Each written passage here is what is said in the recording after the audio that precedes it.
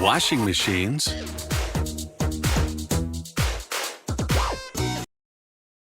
in the days before electricity, doing laundry was just plain hard work. The first electric washing machines were little more than a bucket with a motor attached. Fully automatic machines came about in the 1960s.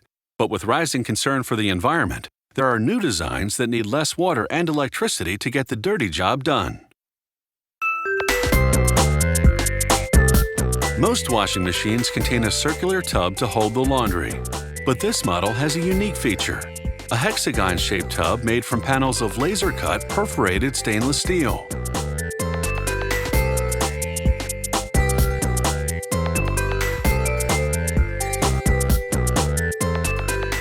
The operator separates the cut panels and places one on a bending machine called a press brake. It forces the panel against a die, bending the edge. The operator repositions the panel for the next bend, repeating this until the six-sided shape is complete.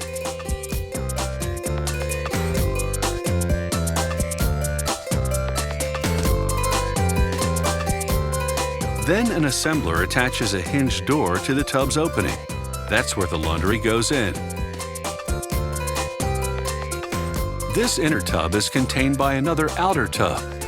To assemble it, a welder sets a stainless steel plate onto a welding fixture. Then he places the tub's main frame and slides in another steel plate to close it up. He clamps the tub firmly in place, then spot welds it on each side so the pieces hold together.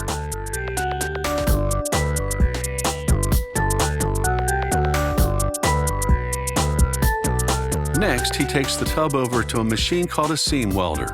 There, an electrode wheel travels all along the tub's edge, welding together the front and back panels to the main frame.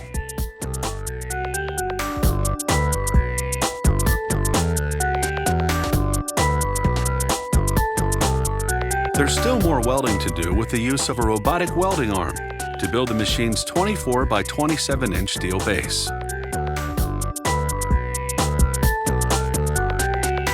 A concrete counterweight mounted on the outer tub side prevents the machine from shaking too much when it's in operation. Next, an assembler attaches a pressure tube and a sump hose to draw the used water out of the machine. He seals both tubes with a watertight adhesive. Now he can install the suspension struts that support the outer tub, one at each corner of the base.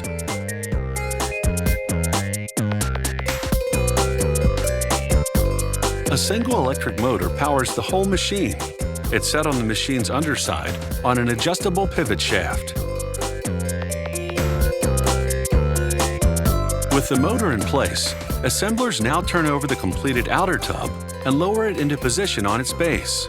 They connect the support struts on all four sides and then push the tub to make sure the struts align properly and keep the machine balanced.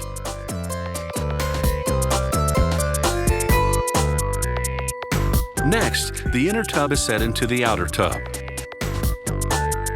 Workers insert a stainless steel shaft right through both tubs. A strip of watertight foam is set along the outer tub's perimeter to seal it, before workers install a plastic bezel that keeps water from splashing out of the machine.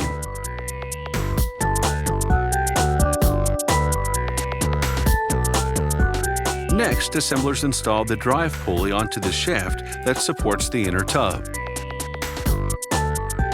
A drive belt connects the motor to the pulley, which rotates the shaft and the inner tub that it supports. Now they slide a stainless steel outer cabinet onto the base that covers the tubs. It contains a control board, the brain of the washing machine. The assembler sets the lid into place, and the machine is complete. The control board wiring is located on the underside of the lid.